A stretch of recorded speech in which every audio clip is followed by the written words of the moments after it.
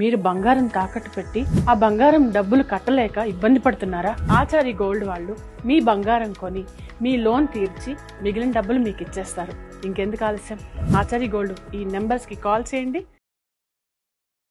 Sir, ఇప్పుడు ఆనాటి రాజశేఖర రెడ్డి దగ్గర నుంచి చూసుకుంటే జగన్మోహన్ రెడ్డి వరకు కూడా రైతుల పక్షపాతి, రైతులకి ఉచిత కరెంట్ ఇవ్వడంలో కానీ, రైతులకి హామీలు ఇవ్వడం కానీ, రైతులు రుణమాఫీ చేయడంలో కానీ, అలాగే రైతులు బీమా పాలసీలు పెట్టడంలో కానీ రాజశేఖర రెడ్డి గారిని చూసాం, జగన్మోహన్ రెడ్డి గారిని చూసాం.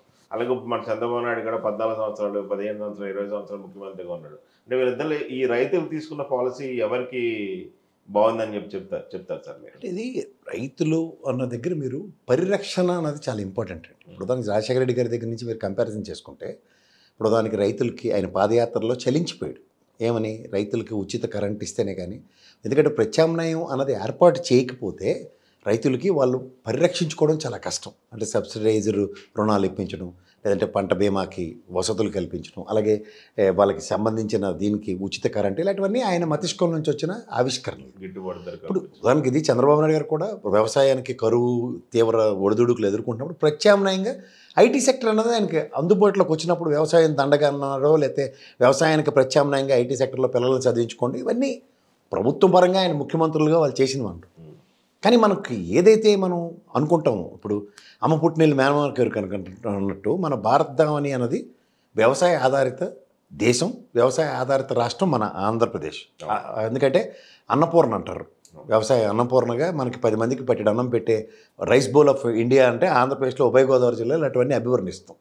సో అలాంటి దగ్గర మనకి రైతులకి చిత్తశుద్ధి చాటుకుంటున్న గవర్నమెంట్లో ఉన్న దగ్గర చూసుకుంటే జగన్మోహన్ రెడ్డి గారు ప్రజెంట్ ఉన్న కాంటెంపరీలో చంద్రబాబు నాయుడు గారినే కంపేర్ చేయాలి. రాష్ట్రం ఏర్పడిపోయింది కాబట్టి.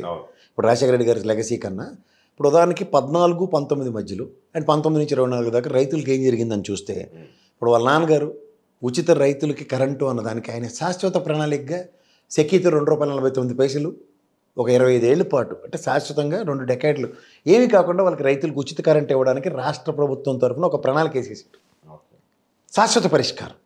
అలా మీరు పంట బీమా చూసుకుంటే, ఇప్పుడు ఉదాహరణకి ఈ ఒక ప్రభుత్వ టెన్యూర్లో ఎంతమంది రైతులు పరిరక్షించబడ్డారు అన్నది ఒక లెక్క ఉంటుంది. ఇప్పుడు ఉదాహరణకి 19 నుంచి 14 దాకా, 14 నుంచి 19 దాకా, 19 నుంచి 24 దాకా 2 టర్ములు చూసుకుందాం. ఒకటి తెలుగుదేశం కూటమి, ఇంకోటి వైఎస్ఆర్సీపీ. ఇందులో కేవలం 30,85,000 మంది మాత్రమే పరిరక్షించబడ్డారు. 14 నుంచి 19 దాకా పంట బీమా. ఇదే జగన్మోహన్ రెడ్డి గారి గవర్నమెంట్లో 54,55,000 మంది. సో ఈ పంట బీమా కింద 54,55,000 అన్నప్పుడు వాళ్ళకి నష్టం వచ్చినప్పుడు పరిరక్షించబడితే వాడు ఏం చేస్తాడు? వ్యవసాయదారుడు వ్యవసాయం చేస్తాడు కదా. ఇప్పుడు అందుకే మీరు ఎప్పుడైనా నేను ఎప్పుడు చెప్తూ ఉంటాను కంపారిటివ్గా, వ్యవసాయ ప్రోడక్టుల వల్ల మన రాష్ట్రానికి వచ్చిన జీడిపి ఆదాయం ఎంత అంటే, వ్యవసాయ ఉత్పత్తుల వల్ల 58,924 కోట్లు చంద్రబాబు నాయుడు గారి ఆయనలో వచ్చాయి. ఇదే జగన్మోహన్ రెడ్డి గారిలో 2 ఏళ్ళు కరోనా అయినా సరే 89,674 కోట్లు వచ్చింది. సో దీని ప్రత్యామ్నాయం ఎందుకు? రైతు పరిరక్షించబడ్డాడు, పంట బీమా అనండి లేదంటే ఏదైనా సరే. ఆశ్చర్యకరమైన విషయం ఏంటంటే, అపోజిషన్గా ఉండి ఫ్లోర్ ఆఫ్ ద హౌస్లో చంద్రబాబు నాయుడు గారు కూటమే పంట బీమా ఈ టైంకి కట్టలేదు, మీరు కట్టకపోతే రైతులు పరిరక్షించబడ్డారని ప్రెషర్ పెట్టి పంట బీమా కట్టించారు. మరి ఇక్కడికి వచ్చిన తర్వాత ఏరు దాటిన తర్వాత బోడి మల్లన్న వద్దా?